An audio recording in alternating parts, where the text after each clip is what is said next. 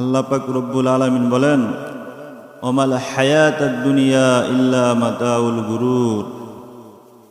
এই দুনিয়াতে আমি আমার বলতে যা দেখতেছি এটা আমার ধোঁকা, যা ভাবতেছি এটা আমার ধোঁকা।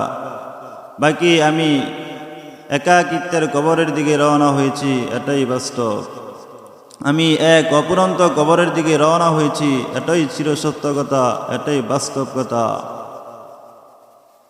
আমি আর আপনি দৈনিক খাবার খাই এই দেহটাকে বাঁচাইবার জন্য, নানা হাইটামের খাবার খাই শুধু এই দেহটাকে বাঁচাইবার জন্য। আর প্রতিদিন সূর্য ওঠে এই দেহটাকে শেষ করার জন্য, প্রতিদিন চন্দ্র ওঠে এই দেহটাকে শেষ করার জন্য। আমার আপনার জীবন থেকে প্রতিটা মুহূর্তে মুহূর্ত অতিবাহিত হচ্ছে, আর প্রতিদিন সূর্য ওঠে আমার এই জীবন শেষ করার জন্য, প্রতিদিন চন্দ্র ওঠে আমার এই জীবন শেষ করার জন্য। আমার মাথার উপরে ফ্যান ঘুরতেছে, আমি ভাবতেছি আমি খুব আরামের ভিতরে আছি। না, এই ফ্যান আপনার জীবন খাচ্ছে। আমার মাথার উপরে এটা ঘুরে ওটা ঘুরে, আমি আর আপনি মনে করতেছি খুব আরামের ভিতরে আছি। না, এই আসবাবপত্রগুলা আমার আপনার জীবন খাচ্ছে। আর এই আসবাবপত্রগুলা স্ব স্ব স্থানে থেকে যাবে, আপনি থাকবেন না, আমি থাকবো না।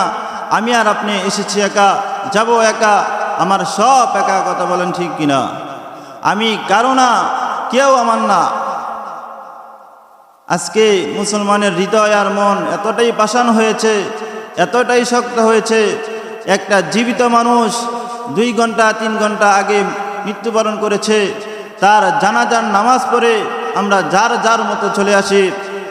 একটা বারও হৃদয়ের ভিতরে কথা উদয় হয় না, আমি আজকে কারা জানাজার নামাজ পড়লাম। সে তো আমারই প্রতিবেশী ছিল, সে তো আমারই এলাকার মানুষ ছিল, সে তো আমারই বন্ধু ছিল।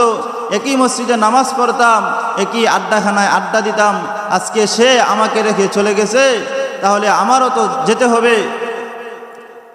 আর কতকাল এই মিথ্যার সংসারে, আর কতকাল আপনি ধোঁকার সংসারে নিজের জীবনকে বিলীন করে দিবেন, মিথ্যার সংসারে নিজের জীবনকে বিলীন করে দিবেন। এই ধোঁকার পৃথিবী থেকে আপনি আপনার রবকে আর কত বলে থাকবেন? এই কথা, এই বোঝ আপনার কবে হবে? এই বোঝ আপনার কবে জন্মাইবে? এই জন্য আল্লাহ পাক রব্বুল আলামিন বলেন, ওমাল হায়াতাদ দুনিয়া ইল্লা মাতাউল গুরুর। এই দুনিয়াটা হলো খেল তামাশার জায়গা। আমি আর আপনি যে জগতে পড়ে আসি, এটা জাস্ট একটা ধোঁকা, জাস্ট একটা চোখের পর্দা। মালাকুল মউত এসে যখন আপনার চোখের সামনে থেকে পর্দাটা সরিয়ে দিবে, তখন আপনার জান্নাত আপনার, আপনার জাহান্নাম আপনার, আপনার বিচার আপনার, আপনার ফুলসিরাত আপনার, আপনার মিজান আপনার। আর ধোঁকার পৃথিবীতে পরে আপনি যা কিছু করতেছেন এটা অন্যের। কথা বলেন ঠিক কিনা? আপনি জীবন চালান, কোনো বাধা নাই। আপনি গাড়ি বাড়ি টাকা পয়সা ধন দৌলত অর্জন করেন, কোনো বাধা নাই। কিন্তু মাথার মধ্যে এটা মনে রাখতে হবে, আমার এই সম্পদ, আমার এই টাকা পয়সা যেন আমার রব থেকে আমাকে আলাদা না করে দেয়। আমার এই অফিস আদালত, আমার এই ব্যবসা বাণিজ্য থেকে, আমার এই ব্যবসা বাণিজ্য যেন ইহুকাল এবং পরকালের জিন্দিগিকে যেন দূরে না সরাই দেয়, নষ্ট না করে দেয়। এটা আমার আপনার মাথার মধ্যে রাখতে হবে। কথা বলেন ঠিক কিনা?